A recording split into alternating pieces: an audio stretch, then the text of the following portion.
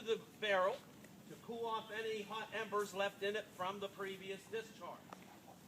Once he has done that, the man opposite him, number 2, who has received the powder and the ammunition, inserts those into the barrel, and number 1 uses the ram end to then ram them into the back of the barrel to ensure proper firing.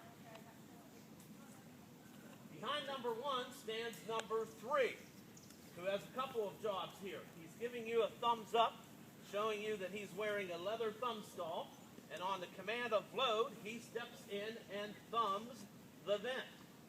The reason for this is number 3 if you want to do that. The reason he does this is to prevent any air from escaping through the vent. If you have air escape through, that could flare up any hot embers from the last firing, and number 1 would not be very happy with him as a result. So he does that in that rather awkward-looking way, and Mr. Townsend can do it once again, so that allows the gunner to step up and start sighting the piece by looking through the notch in that arm. Plus it gives him a good firm control of thumbing that vent as well. Once the gun has been loaded, number 3 steps to the rear of the gun and makes any final adjustments to the aiming of the piece as per the gunner's orders. Once the gunner is satisfied with the positioning of the gun, he then gives the command ready, and number 3 steps back in and with a vent pick punches open the powder bag to expose the powder for firing.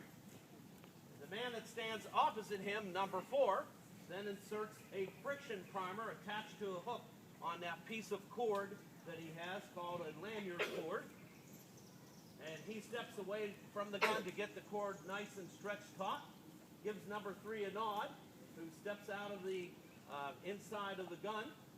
Number 4 turns his head away, and that indicates to the gunner that the gun is now ready to be fired.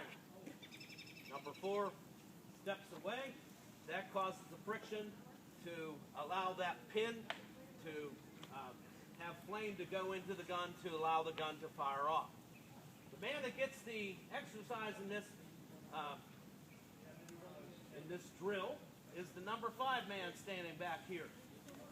He, on the command of load, steps to the limber where the number 6 and 7 man are preparing the ammunition, and he receives from them the powder and the ammunition and puts it in that what looks like a mail bag, or what's called a gunner's haversack.